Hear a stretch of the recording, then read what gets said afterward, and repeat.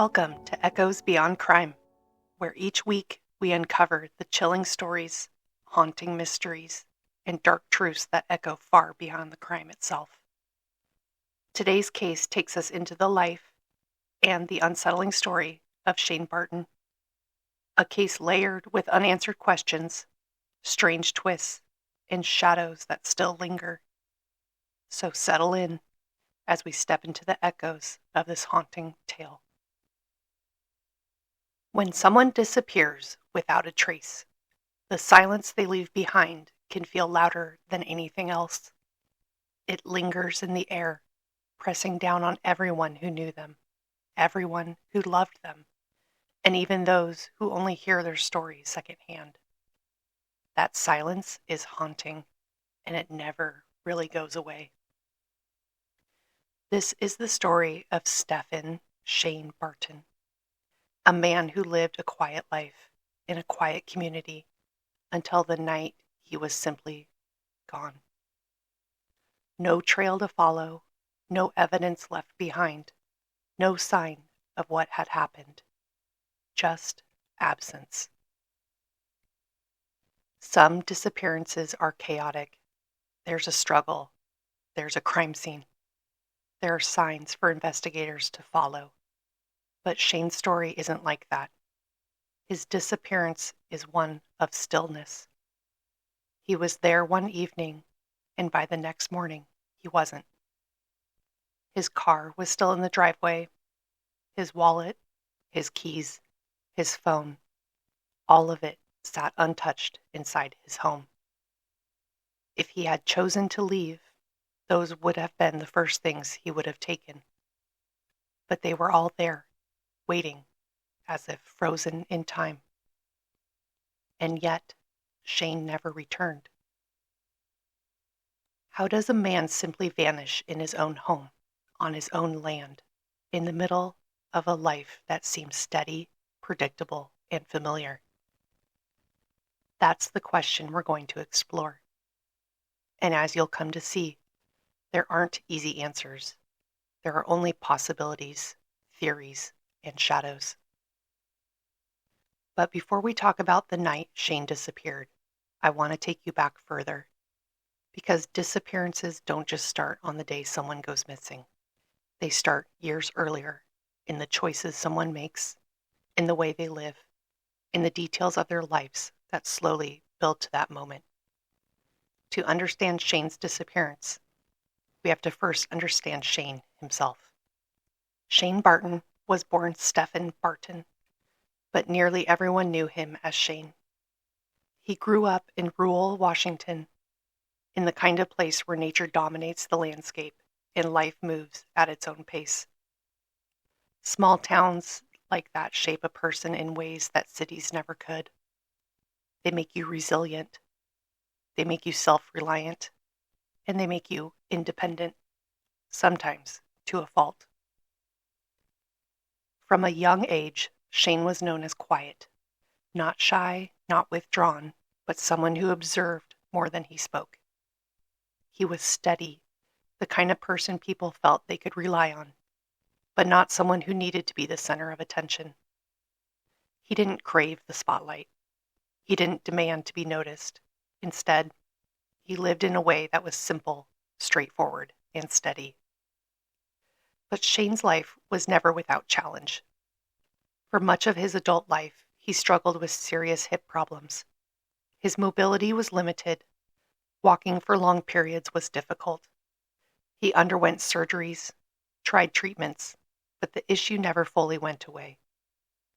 This kind of physical pain doesn't just limit your body, it can change the way you live. It makes you plan your day differently. It forces you to rely on routines and structures, because unpredictability becomes harder to manage. And yet, despite these challenges, Shane didn't let his health define him. He wasn't the kind of man who would sit back and give up. His independence, that stubborn streak that had always been a part of him, pushed him forward. If something needed to be done, he would figure out how to do it. If he needed help, he would wait until he had no other choice before asking. In time, Shane built a life for himself.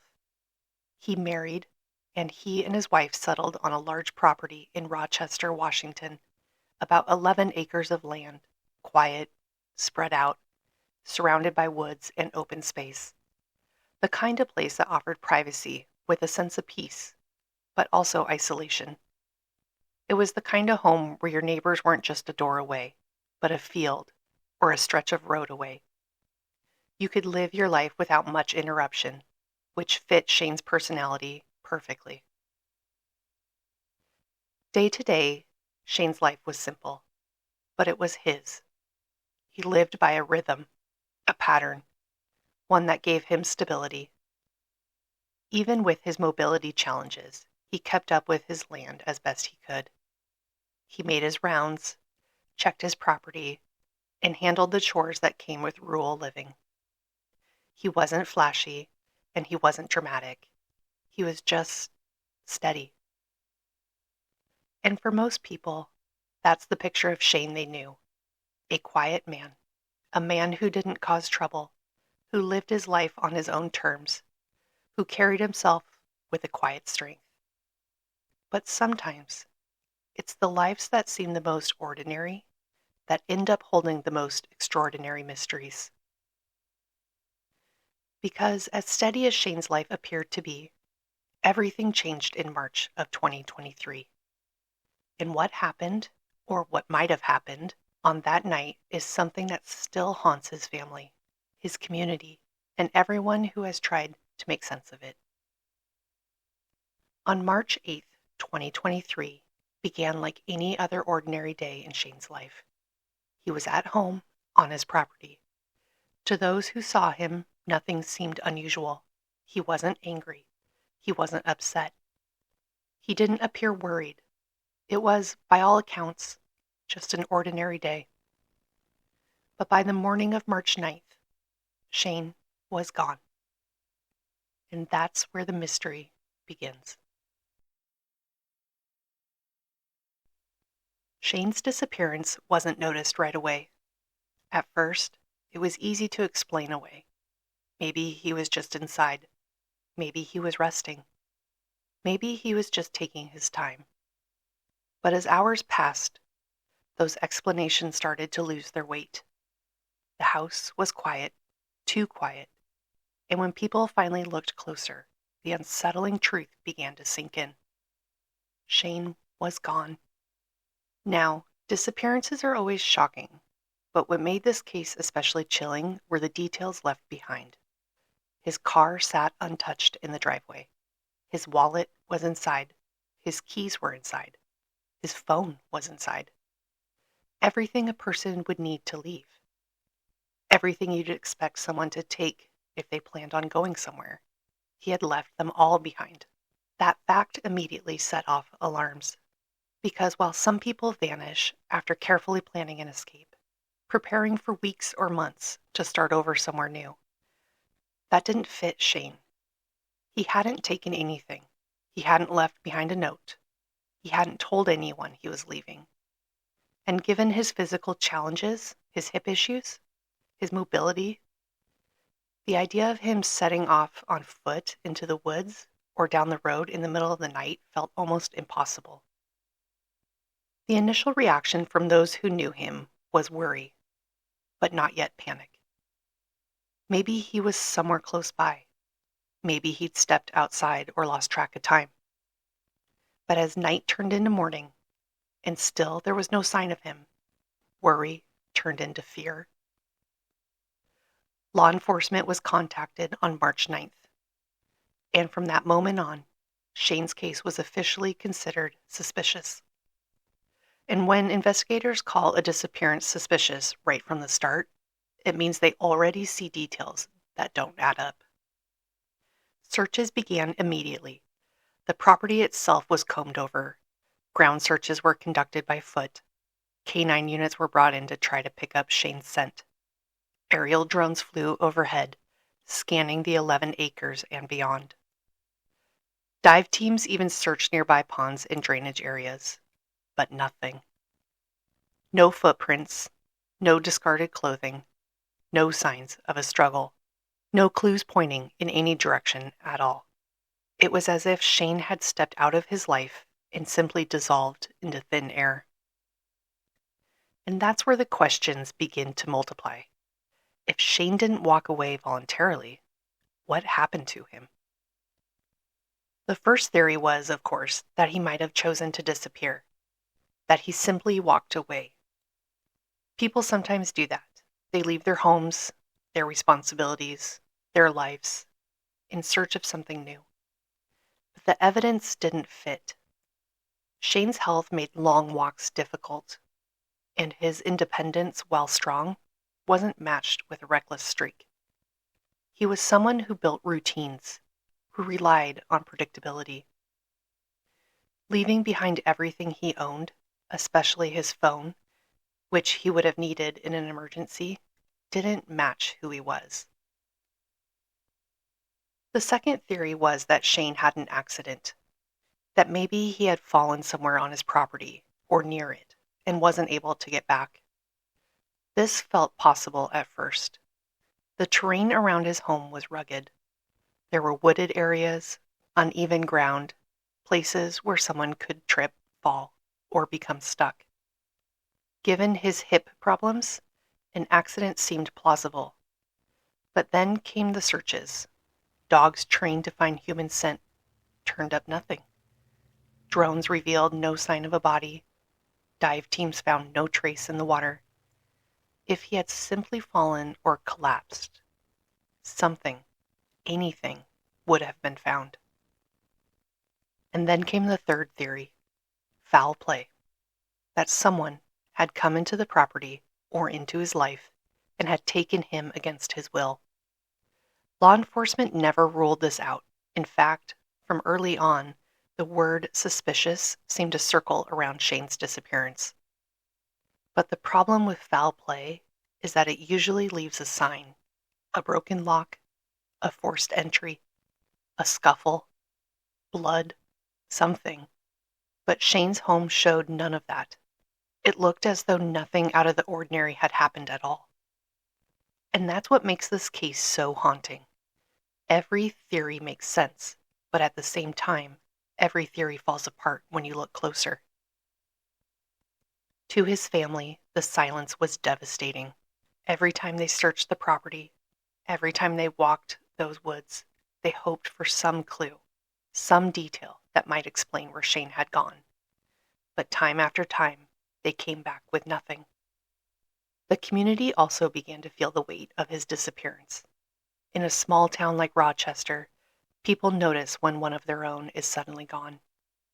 Volunteers joined the search efforts. Flyers were printed. His photo was shared online, across social media, across forums, and across true crime communities. And with every share, every new pair of eyes, the questions deepened. Who was Shane Barton? Where did he go? And why had his life, steady as it had been, suddenly stopped in its tracks? Online, speculation began to grow. On forums like Web Sleuths, on social media groups dedicated to missing persons, strangers began to piece together theories. Some believed he had been abducted, possibly by someone he knew. Others believed he had simply wandered off, that his health had gotten the better of him, and that despite the searches, his body remained hidden somewhere in the thick of the land. And still, others thought he might have chosen to leave everything behind, that maybe Shane had secrets or desires for freedom that no one else had ever seen. But none of those theories had proof. And that's the thing about Shane Barton's case. There is no proof. There are only questions and shadows where answers should be.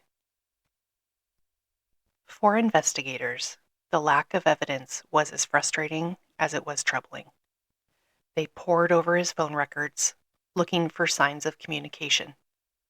They examined his financial records, searching for activity that might suggest he was planning something. They tried to reconstruct his final hours on March 8th, but everything came back empty. Shane's phone had no unusual activity. His finances were still.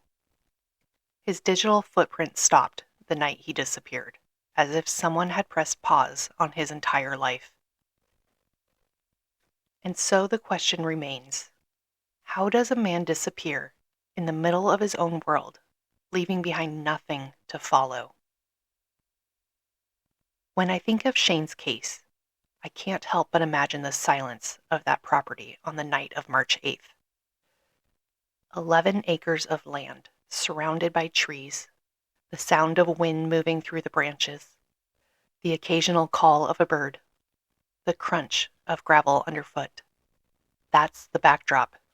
That's the setting. And somewhere in that silence, something happened that took Shane away. Did someone come onto the property? Did Shane walk out in the middle of the night, only to vanish into the shadows?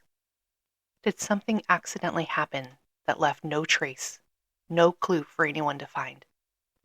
Or is there something darker? Something no one has yet uncovered? These are the questions we have to wrestle with. Because when a disappearance leaves behind nothing but silence, theories become the only thing we have to hold on to. And in Shane's case, there are many theories. Some are simple, some are complex, and some are unsettling. But before we dive into them, I want to take you through what investigators and the community did next, because their actions, their searches, and their efforts reveal as much about this case as the silence itself. When law enforcement labels a disappearance suspicious right away, it changes the entire tone of the investigation. With Shane, there was no waiting period, no assumption that maybe he had just left for a bit. From the beginning, they treated this case as something unusual, something that didn't make sense. Searches were launched quickly. Officers, volunteers, neighbors, and family members combed over every inch of the property. They walked the wooded areas. They scanned the brush. They looked under sheds, in barns, in every possible place someone might have gone. Canine units were brought in to follow Shane's scent, but after a short distance, it faded. Drones flew overhead, mapping the property from the sky, searching for any sign of movement or disturbance. Dive teams lowered themselves into the water sources nearby, hoping that maybe, as grim as it sounded, Shane had slipped and fallen into one of them. But none of it produced answers. Every single search came up empty. That emptiness was its own kind of answer. If Shane had fallen nearby, if he had collapsed, if he had wandered into a dangerous spot, there should have been some kind of trace. People don't just dissolve into thin air. Something should have been left behind, and yet there was nothing. Investigators then turned to technology. They examined Shane's phone records, searching for pings that might reveal movement. But his phone, left behind in the house, told them nothing. They checked his financial accounts, hoping to see if he had withdrawn cash or maybe purchases that would suggest planning. Again, nothing. They even looked into his online presence, emails, browsing history, any hint that he may have been preparing to leave or communicating with someone in secret. But it was all silent. For a man who had lived such a steady, predictable life, the complete lack of digital activity stood out. If he had walked away voluntarily, surely there would be some clue in his planning. If he had been lured by someone, surely there would be a message. But there was nothing at all. His life had simply stopped, frozen in time on the night of March 8th. As days turned into weeks, the frustration only grew. Every lead that came in led nowhere. Neighbors were questioned, and none of them reported seeing or hearing anything unusual. There were no signs of a vehicle coming onto the property at a suspicious time. No reports of strangers lurking nearby. The isolation of the property should have made anything unusual stand out, but it didn't. And that led to speculation, not just in the community, but online, in forums where armchair detectives and true crime followers tried to piece together what might have happened. They pointed to his independence, to the possibility that maybe he felt trapped by his health struggles or his circumstances and had made the choice to start fresh. But the theory fell apart under scrutiny, leaving behind his car, his wallet, his phone. These weren't the actions of a man who had carefully planned a new life. Others leaned toward the possibility of an accident. They argued that even with searches, it was possible Shane had gone further than expected, that he had fallen somewhere hidden, or that his body was in a place the searchers had overlooked. In rural areas, nature can hide a lot. A single misstep can take someone into a thicket, a ravine, or a hidden pocket of land where they might not be found right away. But again, the dogs had turned up nothing. The drones had seen nothing. And for those who lived nearby, it was hard to imagine that Shane could be so completely hidden so close to home. Then there are those who believed foul play was the only explanation. They argued that Shane, despite his quiet life, may have had an enemy, or that someone had come onto the property with the intention of doing harm. Law enforcement's early use of the word suspicious fueled this theory. But as compelling as it sounded, the evidence wasn't there. No signs of struggle, no forced entry. Nothing disturbed in the home. And that raised the question, if someone had harmed Shane, how had they done it without leaving a single trace behind? The longer Shane remained missing, the more the theories branched out. Some combined elements, such as he may had suffered an accident, and then something else had happened afterward. Someone stumbled across him and covered it up. Maybe he had left voluntarily, but not far, and something sinister happened afterward. Theories began to overlap, twist together, trying to explain the unexplainable. For Shane's family, the speculation was unbearable. On one hand, they wanted answers, any answers, even theories to fill the silence.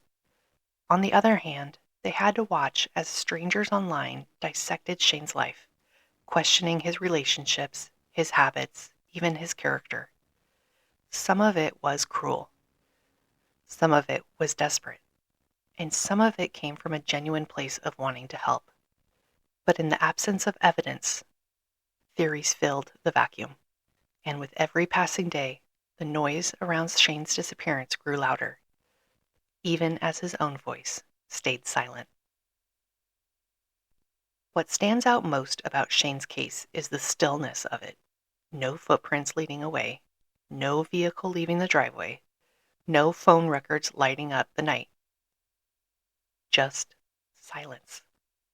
And it's that silence that makes each theory both possible and impossible at the same time.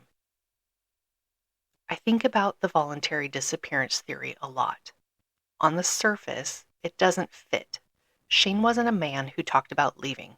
He wasn't someone who acted impulsively. And yet, I can't dismiss the fact that people sometimes do things that shock even those closest to them. Could Shane have wanted freedom from his pain, his responsibilities, his routines? Could he have decided in a single moment to walk away? It seems unlikely, but not impossible. Then I think about the accident theory. The property, the terrain, the surrounding land, it's not impossible that Shane stumbled, fell, or found himself in a place where he couldn't get out. But with the scale of the searches that were conducted, the lack of a single clue makes this harder to believe. And then there's the foul play. It's the theory that haunts the most, because if it's true, it means someone out there knows exactly what happened to Shane. Someone out there has answers, and they've kept them hidden. The lack of evidence could suggest a careful crime, one carried out without leaving a trace. but it could also suggest that there was no crime at all. This is where the case sits, balanced on a knife's edge between possibilities. A man who valued independence, who lived quietly, who carried the burden of physical struggles, vanished into silence. Was it by his own choice? Was it by accident? Or was it at the hands of someone else? To this day, we don't know. And that's what makes Shane Barton's disappearance one of the most haunting mysteries of recent years. As time went on, attention from the media began to fade. New stories emerged. New cases took over the spotlight. But for Shane's family, the absence never faded. For them, the silence was consistent, day after day, a reminder that someone they loved was missing. The community continued to hold on to hope. Searches dwindled, but the memory of Shane lingered. Online, the theories still surface, the debates still rage. The fascination continues. Because there's something about a disappearance like this that doesn't let go. Something about the impossibility of it, the emptiness of it, that captures the imagination and won't let it rest. And so, 2 years later, we are still left with the same haunting question. Where is Shane Barton? The thing about missing persons cases is that they don't just affect the family. They ripple outward. They touch neighbors, friends, co-workers, and even people who never knew the person, but live nearby. In Shane's case, that ripple spread quickly through the small community of Rochester. At first, there was a rush of energy. Flyers were printed, social media pages were created, and neighbors came together to share what they knew. People offered food, time, and equipment for the searches. For a while, it felt like the entire area was united in one single mission: finding Shane. His name was spoken at church gatherings, at the grocery store, in the school parking lot. Everyone knew the man who had vanished, and everyone had an opinion about what might have happened. But as the days turned into weeks, that unity started to shift. The whispers grew louder. Some people began to question whether Shane might have walked away on purpose. Others began to speculate about darker scenarios. That's the cruel part about cases like this. When the truth doesn't come quickly, speculation fills the silence. And speculation has a way of tearing communities apart. Online, the theories only multiplied. Reddit threads, Facebook groups, YouTube videos. Everywhere people gathered to discuss unsolved mysteries, Shane's name began to appear. Strangers picked apart his life, zooming in on every detail of his health, his independence, his last known movements. They questioned his family, his neighbors, even the investigators themselves. Some offered thoughtful insights. Others offered wild, baseless claims. That's the double-edged sword of internet sleuthing. It can shine light on overlooked details, but can also spread shadows that were never there in the first place. For Shane's family, living through this was a kind of double disappearance. On one hand, they had lost Shane himself. On the other, they had to watch as the story of who he was became rewritten by strangers online. People who had never met him were now defining him, speculating about his choices, and attaching theories to his name. And yet, they also knew that awareness was their only weapon. The investigators were also caught in the middle. On one hand, they welcomed tips and leads, no matter where they came from. But on the other, they had to separate the noise from the signal, the speculation from the facts.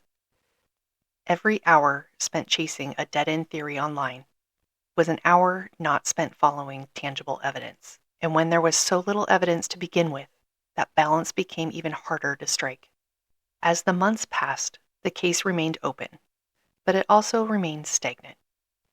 Each anniversary brought a new wave of posts, articles, and discussions, but no new answers. And in that stagnation, the mystery only deepened. When I think about Shane's case, I can't help but compare it to other disappearances. Cases where someone vanished with no sign, no trail, no explanation. In some of those cases, answers eventually came, sometimes years later, sometimes by accident, sometimes by sheer persistence, and in others, the silence never broke. The truth is, we don't know yet which path Shane's story will take. His disappearance could still be solved. Someone could still come forward. A hidden piece of evidence could still surface, or it could remain one of those unsolved mysteries that haunt us for decades. And that's what makes stories like this so important to tell, because silence benefits no one. Awareness, persistence, conversation. Those are the things that help a case. Those are the things that keep a case alive. Those are the things that make it harder for the world to forget. I think about Shane's family often, about what it must feel like to live in that space between hope and grief. To not know if your loved one is out there or gone. To not know if today will be the day you get a phone call, or if today will just be another day of waiting. That not knowing, that endless in-between, is one of the hardest things a family can endure. Shane Barton's story is one of silence, but silence doesn't mean we stop listening. It means we keep searching, we keep asking, and we keep his name alive until answers finally come. Thank you for joining me tonight on Echoes Beyond Crime. If you're listening on YouTube, be sure to subscribe and give a thumbs up. And if you're listening on Spotify, be sure to leave a review. Your support helps these stories continue to be told, and it keeps the voices of the missing from being forgotten. Until next time, I'm Katie, and this is Echoes Beyond Crime.